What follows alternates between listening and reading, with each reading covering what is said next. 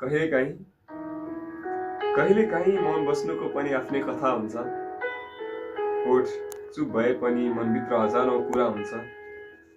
जसलाई जसलाई आफ्नो सम्झेर सबैभन्दा नजिक राख्यो, समयले उसलाई नै किन यति टाढा बनाउँछ। माया साँचो थियो त्यसैले चोट पनि गहिरो भयो। सम्झना मिठो थियो त्यसैले बिर्सन पनि गाह्रो भयो।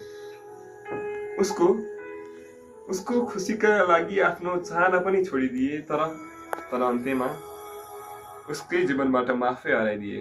आज पनि उसकै याद आउँछ, मन अलि भारी हुन्छ।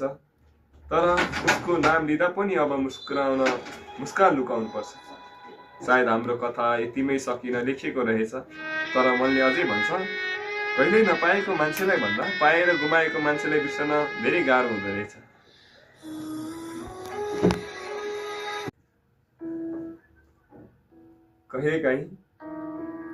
कहिलेकाहीँ मौन बस्नुको पनि आफ्नै कथा हुन्छ। होठ चुप भए पनि मनभित्र हजारौं कुरा हुन्छ। जसलाई आफ्नो सम्झेर सबैभन्दा नजिक राख्यो, समयले उसलाई नै किन यति टाढा बनाउँछ। माया साँचो थियो त्यसैले चोट पनि गहिरो भयो। सम्झना मिठो थियो त्यसैले बिर्सन पनि गाह्रो भयो। उसको खुसीका लागि आफ्नो चाहना पनि छोडिदिए, तर अन्त्यमा उसकै जीवनबाट म आफै हराइदिए। आज पनि उसकै याद आउँछ, मन अलि भारी हुन्छ। तर उसको नाम लिँदा पनि अब मुस्कान लुकाउनु पर्छ।